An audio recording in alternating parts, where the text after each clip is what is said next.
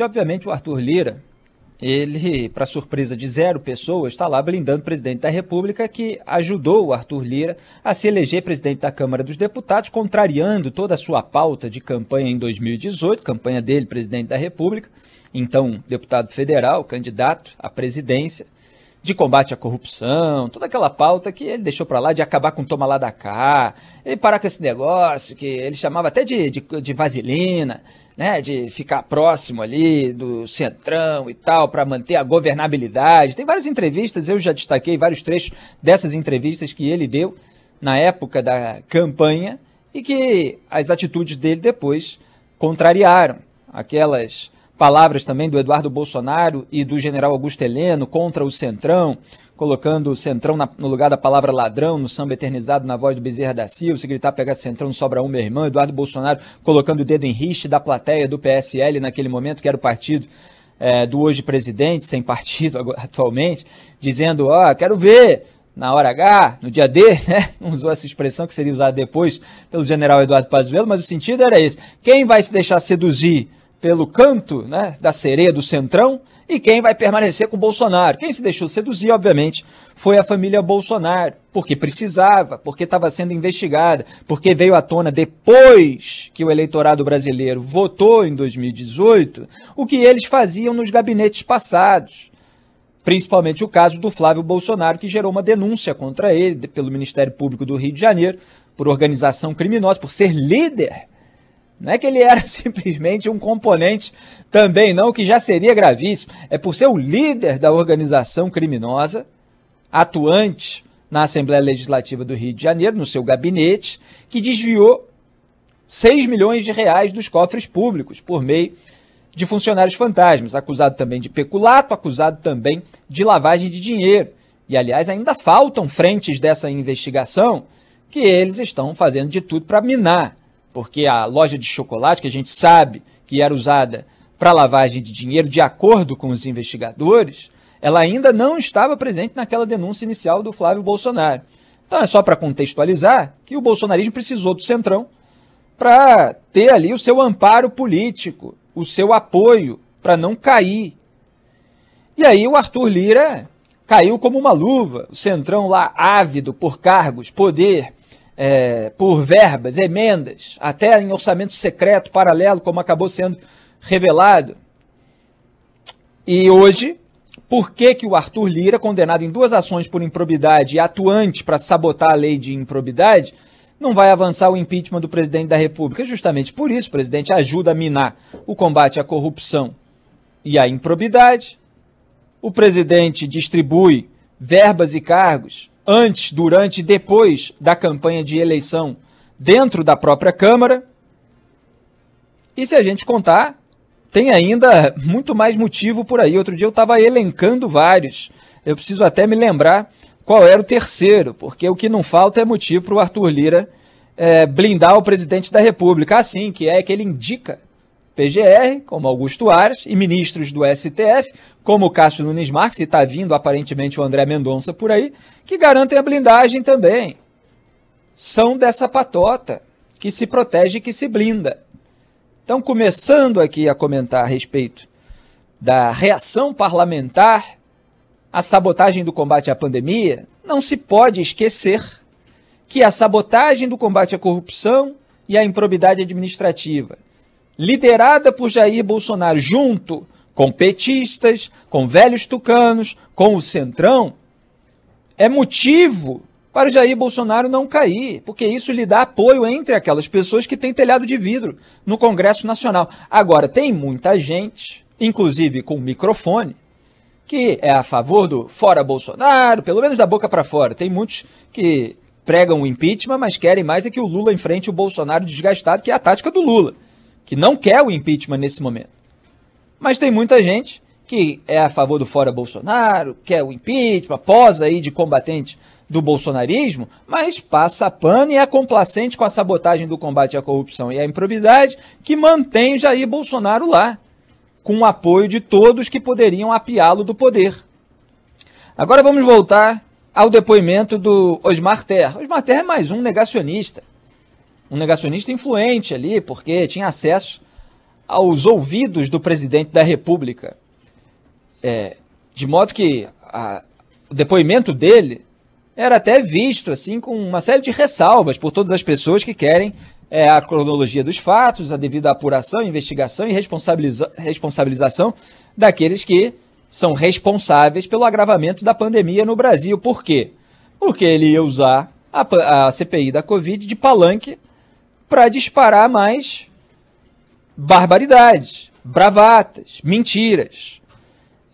E aí precisa ir, pelo menos em algumas aqui no meu comentário, ele nega a existência do Ministério da Saúde paralelo e tal. Isso são nomes que se dão a essa assessoria negacionista, equivocada, que prejudicou o combate à pandemia do Brasil, cujas ideias, transformadas em ações e omissões, resultaram em mortes de milhares e milhares de brasileiros. É isso que importa, não é a existência de uma sala. Aí o sujeito vai e fala assim, não existia um gabinete paralelo. Aí, se você não pressioná-lo com uma expressão objetiva, ele vai tentar se sair até com efeitos de linguagem, com jogo de palavras. Não é que existia uma sala lá, é que o presidente estava sendo assessorado por pessoas que não tinham cargo. E aí ele fala, isso já aconteceu em governos anteriores. A questão é que essa assessoria, ela resultou na sabotagem da saúde pública no Brasil. Ela foi nociva, e esse é o ponto. E eles vêm com uma série de contorcionismo retórico para fingir que não falaram aquilo que falaram e não fizeram aquilo que fizeram. E não influenciaram o governo para deixar de fazer aquilo que era importante e que foi feito com resultados muito melhores no mundo civilizado. Então esse que é o ponto. Ele alegou que teve uma única reunião de aconselhamento com o presidente, aí tem lá um vídeo, ele admitiu que teve churrascos com a presença do Arthur Weintraub, né, que foi o magrelo, né, como chama o presidente. Você que é louco e tal, vê aí esse negócio de cloroquina e tal. Foi assim que foi feita a condução da pandemia no Brasil. Aí foi lá um sujeito completamente desqualificado por um problema dessa magnitude para tentar coordenar ali as ações dessa claque paralela durante a pandemia. Então ele teve também com a Nise Yamaguchi, Luciano Azevedo, toda essa turma. Aí negou que tem articulado a saída do Luiz Henrique Mandetta, disse que o Carlos Bolsonaro participava de reuniões com o ministro, que já foi colocado por representante da Pfizer, né, é o nosso vereador federal, recebe dinheiro aqui dos cofres públicos da cidade do Rio de Janeiro, dos pagadores de impostos, e está atuando na comunicação do governo e até no processo de não aquisição, lamentavelmente, de vacinas, etc. Tudo que está sendo aí devidamente apontado pela CPI. Agora, alguns pontos são importantes. Por exemplo, ele citou a Suécia, né, onde caiu lá o primeiro-ministro ontem. E aí depois ele tentou, porque os parlamentares acabaram dizendo que era por causa da pandemia, depois ele tentou mostrar que não era, porque teve de fato um problema de questões de moradia lá na Suécia. No entanto, o desgaste do primeiro-ministro ele vem desde a pandemia, quando medidas foram adotadas naquele país de maneira errada, resultando em danos mais graves do que os outros países da região, e mesmo assim a Suécia era tida como exemplo aqui pelo bolsonarismo, pela sua claque virtual, vários dos quais com microfone, para falar bobagem aí para a população mais ingênua. E ela ainda é usada como exemplo depois de adotar as políticas erradas. Ela, ao contrário da Dinamarca e tal, resolveu não fazer um lockdown mais severo e acabou que ela teve um número maior de mortes. Aliás, o próprio João Amoedo, que foi candidato em 2018 e agora articula uma terceira via contra Lula e Bolsonaro, estava tuitando aqui os números, que ele já tinha tuitado, eu tinha até comentado isso no programa semanas atrás. Em 2020, os países nórdicos adotaram medidas restritivas para conter a pandemia. A Suécia não. O resultado em 2020 só. Mortes por milhão na Suécia, 864. Mortes por milhão de habitantes, tá? Não é o número absoluto total, não. 864 mortes por milhão de habitantes na Suécia. Na Dinamarca, sabe quantas pessoas morreram? 224 por milhão de habitantes. Então, Suécia, 864, na Dinamarca, 224, é uma diferença imensa. Finlândia, menos ainda, 101, Noruega, 80. Aí você vê o PIB, porque lembra da falsa dicotomia que o bolsonarismo tentou incutir na cabeça das pessoas? Questão de vida e economia e tal, emprego, tudo isso precisa ser pesado, como se a defesa da vida não trouxesse a retomada econômica mais rapidamente. Pois é, isso é exemplificado pelo caso dos países nórdicos. Olha o PIB na Suécia, menos 3,1%. Dinamarca, menos 2,7%. Finlândia, menos 2,8%. Noruega, menos 2,5%. Então, o pior, o PIB mais negativo, é o da Suécia. Então, ele usou esse exemplo e foi imediatamente refutado, o que é raro na CPI da Covid, porque os senadores, eles não são tão embasados, tão preparados para refutar a bravata de uma maneira minuciosa e técnica. Felizmente, apesar de toda essa lentidão que eles têm, porque não são, à exceção do senador Alessandro Vieira, grandes inquiridores e não têm, evidentemente, certas habilidades jornalísticas de entrevistador. Apesar de tudo isso, aos poucos eles foram conseguindo colocar certos pontos que são fundamentais.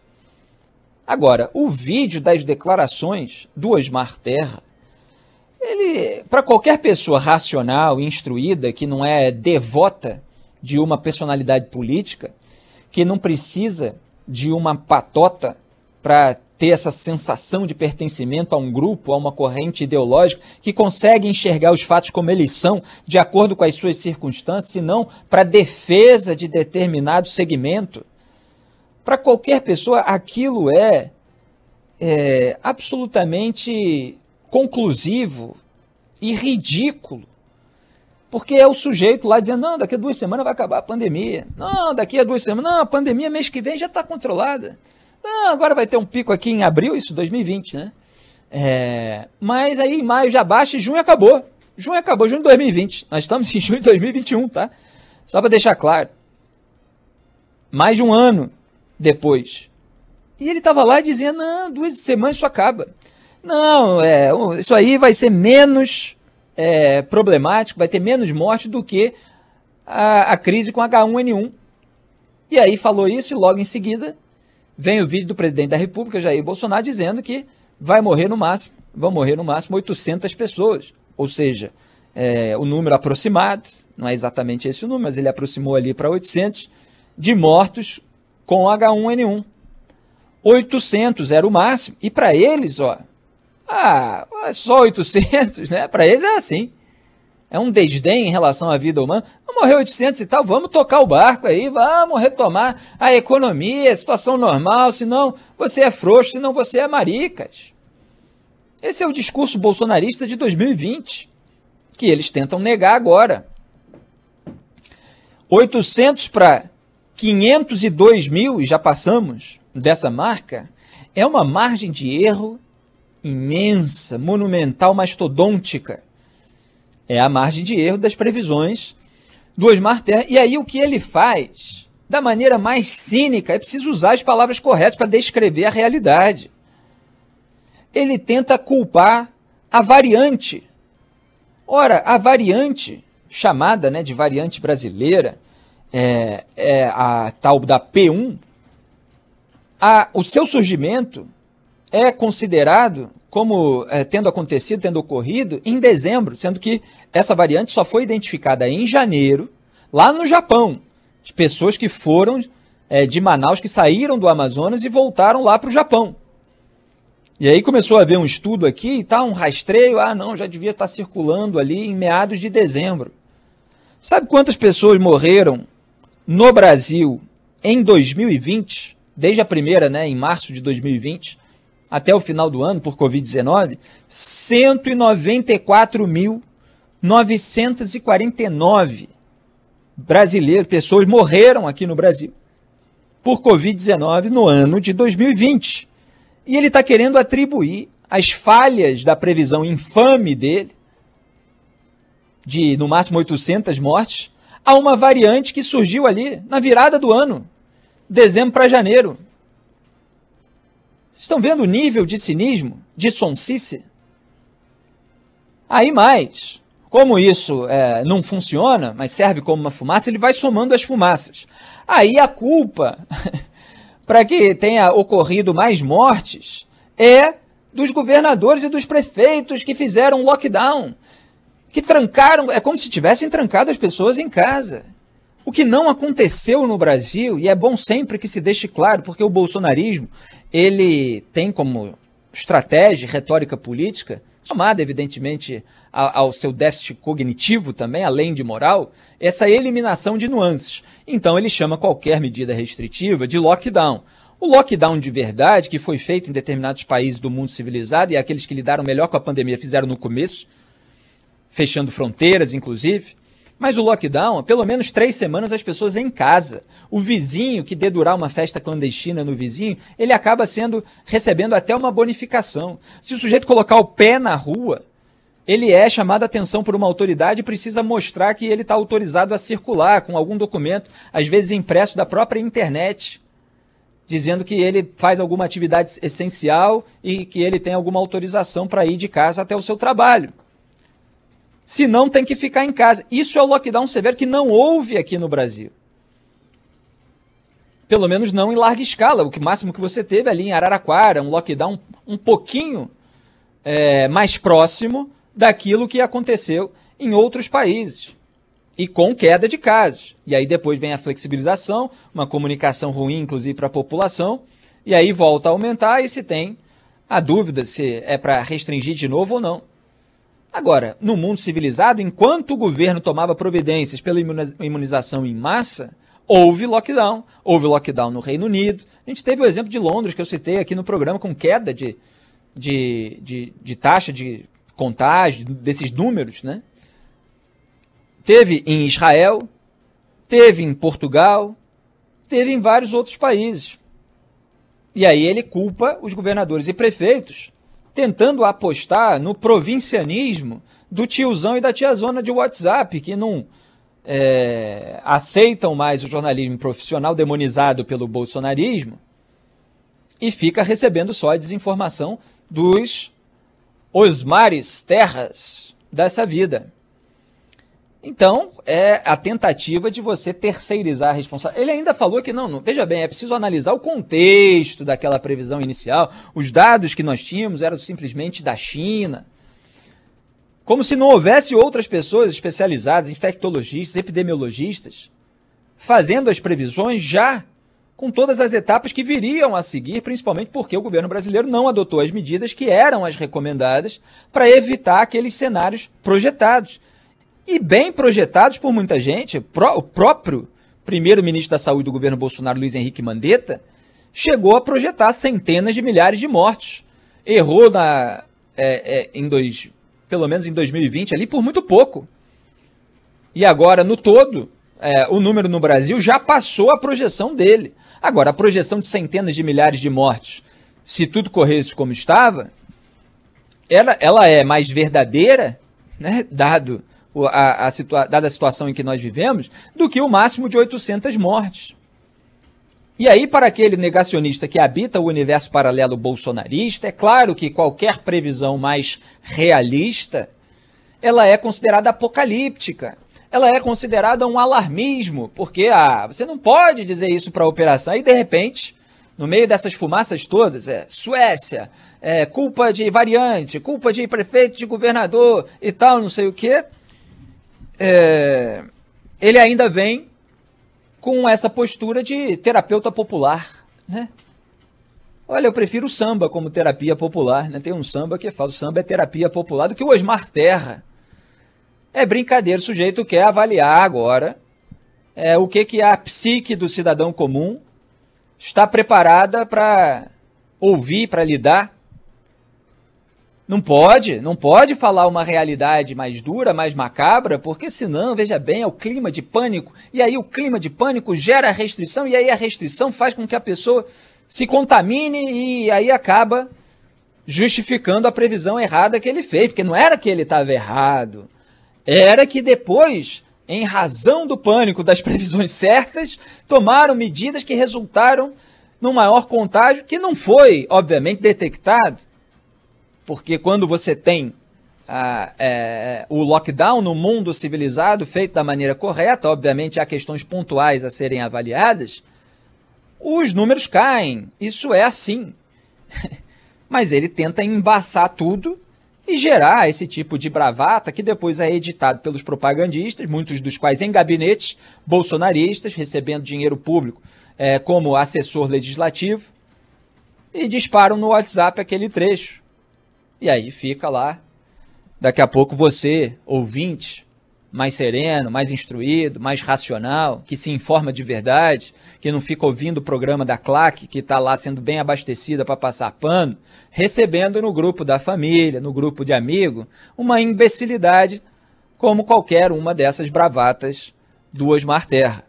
Então foi uma sessão absolutamente bizarra e serviu de palco para desinformação, mas felizmente houve refutação e houve esse contraste entre a realidade e o universo paralelo bolsonarista.